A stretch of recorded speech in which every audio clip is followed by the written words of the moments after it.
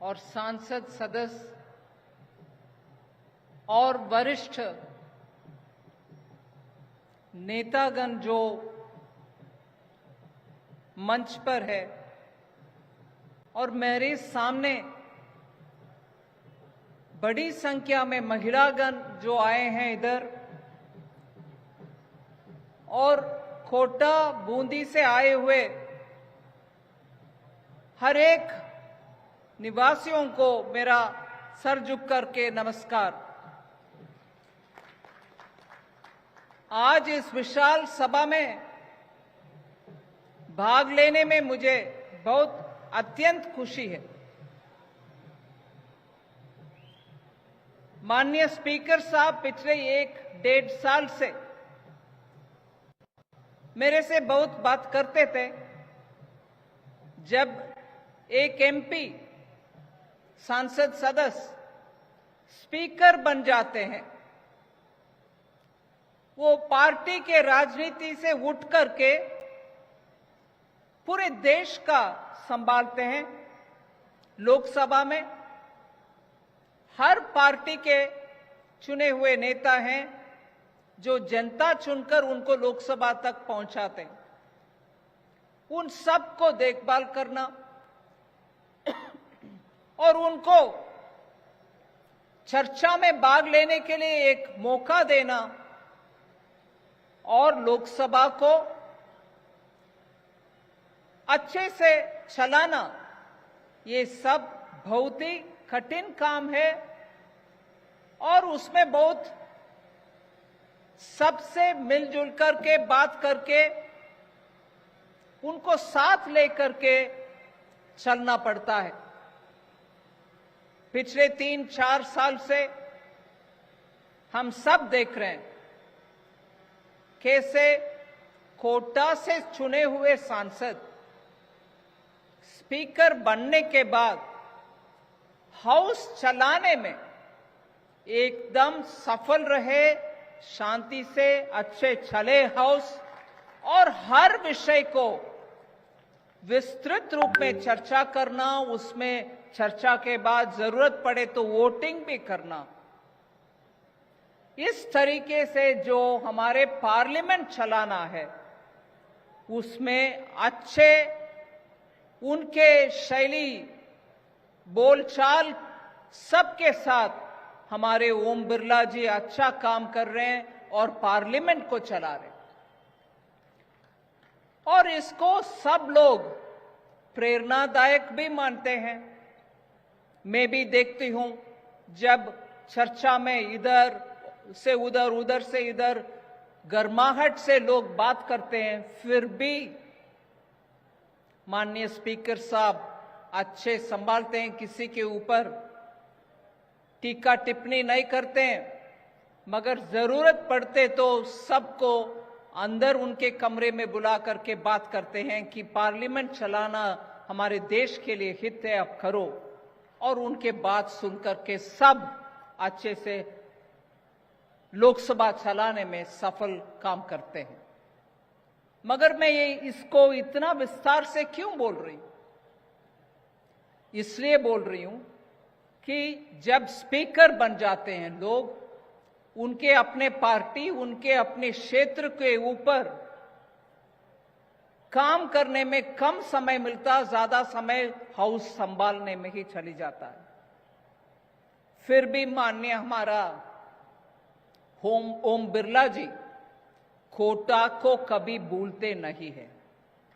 कोटा के समस्या के ऊपर चिंता करते रहते हैं, और मैं जब बोलती हूं पिछले 1 साल से मेरे से बात करते हैं कि क्या कोटा में जो भी प्रधानमंत्री जी का गरीब के लिए जो भी योजनाएं, महिला के लिए जो भी योजनाएं, युवा के लिए जो भी योजना है, उन सबका अच्छा बैंक आगे बढ़ा रहे हैं क्या?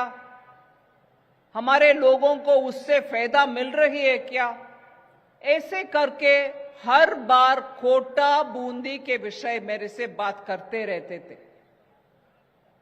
मैंने उसके बाद जैसे हर क्षेत्र के ऊपर बैंकों के साथ बैठ करके अध्ययन करती हूं, उसका नतीजा देखती हूं, क्या अच्छा चल रही नहीं चल रही है।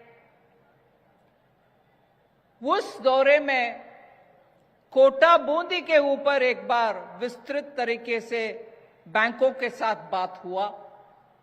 फिर बैंकों को मैंने स्पष्ट कहा कि आप अगले 3 महीने के अंदर कोटा में जाकर के हर पंचायत और शहरी या गांव, हर जगह पर जिनको प्रधानमंत्री के एक भी योजना को ना छोड़ते हुए सभी योजना के द्वारा उनको जो उपलब्धियां मिलना है वो मिलने के लिए कोशिश करें, जाकर उधर बैठकर काम करें। ऐसे करके दिल्ली में जो अधिकारीगण है उनको भेजा।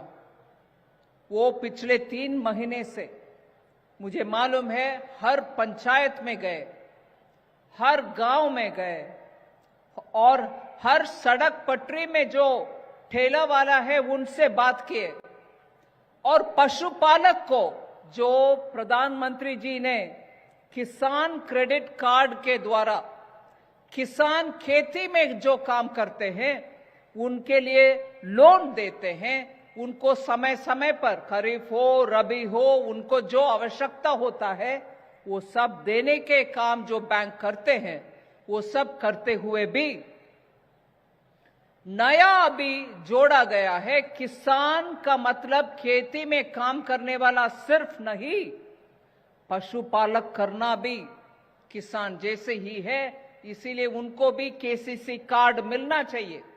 अगर जब केसीसी कार्ड मिलते हैं उसके बाद उनको ऋण सुविधा से मिल जाता है। इसीलिए पशुपालक को पहचानो पहले और उनको केसीसी कार्ड दिलवाओ और केसीसी कार्ड दिलवाने के बाद उनको जो भी सुविधा बैंक से मिलना है वो भी दिला दो। ये सब काम पिछले 3 महीने में अच्छा खासा स्पीड में चला, उसके कारण आज हम देख रहे हैं। मैं उदाहरण से आज का जो इस कार्यक्रम में फायदा जिनको मिल रही है उनके विषय में 1-2 मिनट बात करना चाहती हूं। कोटा, सिर्फ कोटा में आज पीएम स्वनिधि के द्वारा रेडी पटरी में चाय बेचना, कचौरी बेचना, उनके लिए आज 2363 नंबर 2000 से ऊपर 2300 से ऊपर लोगों को आज पीएम स्वनिधि के द्वारा लोन मिल रही है। उसमें वैल्यू 3 करोड़ से ज्यादा अमाउंट आज बंटवारा होने वाले हैं। कुल मिलाकर के 7000 से ज्यादा लोग कोटा में पीएम स्वनिधि में 10,000 हो, 5,000 हो, 50,000 हो, 10 लाख के तक लोन मिलना अभी संभव हो गया है। 7,000 लोग को कोटा में मिल रही है। और इसमें एक विषय मैं जरूर दोबारा बोलना चाहती हूं, ये पीएम स्वनिधि लोन में आप सामने आकर के कोई कागज, सोना, जमीन कुछ गिरवी रखने का आवश्यकता नहीं है। प्रधानमंत्री नरेंद्र मोदी जी ने पहले ही बोले कि प्रधानमंत्री जी का गारंटी है इस लोन में, इसलिए आप गारंटी के नाम पर कुछ भी कागज सामने रखने का आवश्यकता नहीं है, आपको सीधा लोन मिलता है। ऐसे ही मुद्रा लोन जिसमें महिला के भागीदारी भी, महिला ज्यादा उपलब्धि लेते हैं, उसमें भी आज 3700 से ज्यादा महिलाओं को और पुरुष का भी मुद्रा लोन मिलने वाले हैं। उससे 40 करोड़ रुपया आज सैंक्शन हो रही है जिनको भी उपलब्धि मिलने वाले हैं उनके लिए। इसी तरीके से स्टार्टअप के लिए पूरे भारत देश में प्रधानमंत्री जी अच्छा प्रोत्साहन देते हैं। स्टार्टअप के द्वारा आज भारत देश में एक बड़ा सा रेवोल्यूशन ही हो रही है। मगर क्या ये स्टार्टअप पूरे शहरों में रहने वाले के लिए, गांव में रहने वाले महिला या पुरुष के लिए नहीं है क्या? बिल्कुल ऐसे नहीं है। गांव में रहने वाले भी स्टार्टअप शुरू कर सकते हैं। आज कोटा में स्टैंड अप, जो गांवों में स्टार्टअप का स्टैंड अप बोलते हैं, स्टैंड अप के नाम पर 20 लोगों को गांवों में ब्रांचेस के द्वारा 2 करोड़ के करीब आज सैंक्शन हो रही है। फिर सबसे बड़ा विषय आज मैं आपके सामने बोलने वाली हूं। हर बैंक के द्वारा एक टारगेट होता है, इस इलाके में इतना अमाउंट लोन दे दो, किसान के लिए इतना, पशुपालक के लिए इतना, मत्स्यकार के लिए इतना, ऐसे करके। कोटा के लिए 10 करोड़ था टारगेट पशुपालन के लिए। मैं आज बहुत ही आनंद से ये विषय कहना चाहती हूं, आज 7,000 लोग से ज्यादा पशुपालन में आज लोन मिलने वाले हैं। और 10 करोड़ का टारगेट जहां हम शुरुआत में, इस साल के शुरू में हमारे सामने था 10 करोड़, आज वो टारगेट पार करते हुए 6 गुना ज्यादा कोटा में एनिमल हस्बेंड्री मतलब पशुपालक के लिए दिया जा रहा है। 10 करोड़ का टारगेट आज पूरे 120 के ज्यादा अमाउंट दे दिया। सिर्फ आज 68 करोड़ का बंटवारा होने वाले हैं। जहां 10 करोड़ से शुरू किए हमने इस साल सिर्फ कोटा के लिए, आज सिर्फ कोटा के लिए 68 करोड़ आज पशुपालक के लिए दे रहे हैं। ऐसे ही किसान वाला और ट्रैक्टर खरीदने के लिए बहुत सारे स्टॉल्स बैंकों ने लगाया।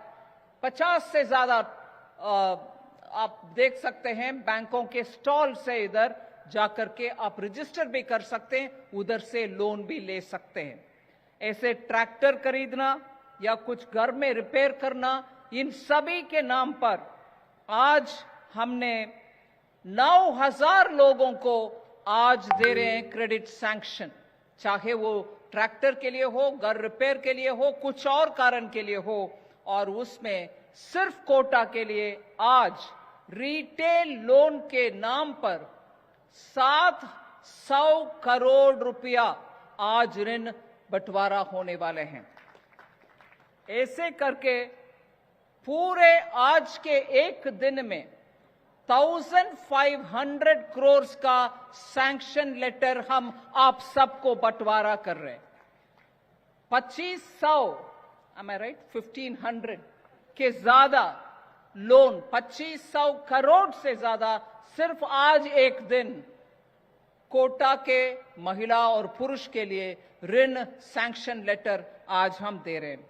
मैं सिर्फ इतनी डेटा इसीलिए दी क्योंकि डेटा का साथ बोलने में एक पार्लियामेंट क्षेत्र में कितने विस्तार से गरीब का, महिला का, किसान का, पशुपालक का, सबके लिए माननीय प्रधानमंत्री जी का गारंटी के साथ आप आगे एक कागज ना देते हुए आपको बैंक के द्वारा अच्छे रेट ऑफ इंटरेस्ट में, ब्याज कम दर में आपको लोन मिल रही है। इससे छोटे छोटे कस्बों में भी बिजनेस चलाने में आसानी होगा, सुविधा होगा। जैसे माननीय स्पीकर साहब जब उनके भाषण में बोल रहे थे, मैं इधर आए हुए हर महिला से हाथ जोड़ करके विनती करती हूं, आप फार्मर प्रोड्यूसर ऑर्गेनाइजेशन FPO जो हम बोलते हैं, वो छोटे छोटे गांवों में भी बनाइए। बैंक के द्वारा आपको मदद मिलेगा और उसके द्वारा आपके जो भी प्रोडक्ट हो, वो दूध हो या आप गांव में जो भी किसान के द्वारा उत्पादन होते हैं, उस प्रोडक्ट का स्टोरेज भी बनाइए। वो स्टोरेज में दान को रख करके बाद में बेचे। उन सभी विषयों के लिए नाबार्ड के द्वारा लोन मिलता है। महिला स्वयं स्वच्छता ग्रुप, वो सब SHG के द्वारा भी इनको लोन मिलता है। आप अपने गांव में बैठ करके उधर छोटा सा जो काम करते हैं उससे पूरे आप लाभ उठा सकते हैं। बैंक आपके यहां आते हैं, आपके घर तक पहुंचते हैं, और जो प्रधानमंत्री जी के द्वारा लोन है वो आप तक पहुंचेगा। इसीलिए मैं मानती हूं इससे ज्यादा आज माननीय स्पीकर साहब के प्रयत्न के लिए मैं उनको बधाई देती हूं, और उनके प्रयत्न द्वारा बैंकों के काम और विस्तार से बढ़ने का एक मौका हमें मिला है। इस मौका के लिए मैं स्पीकर साहब का धन्यवाद कहती हूं, और उसका भरपूर फायदा उठाना महिला से मैं रिक्वेस्ट पर्टिकुलरली करती हूं कि आप आगे आइए, बैंक भी आपके साथ काम करेगी, और उससे कोटा आज एक बड़ा सा रेवोल्यूशन जैसे आगे बढ़ना चाहिए। महिला और पुरुष का आर्थिक व्यवस्था में बैंकों का रोल बहुत बड़ा है। इसका पूरे फायदा आप लोग उठाना चाहिए। हम आपके साथ हैं। धन्यवाद। नमस्कार।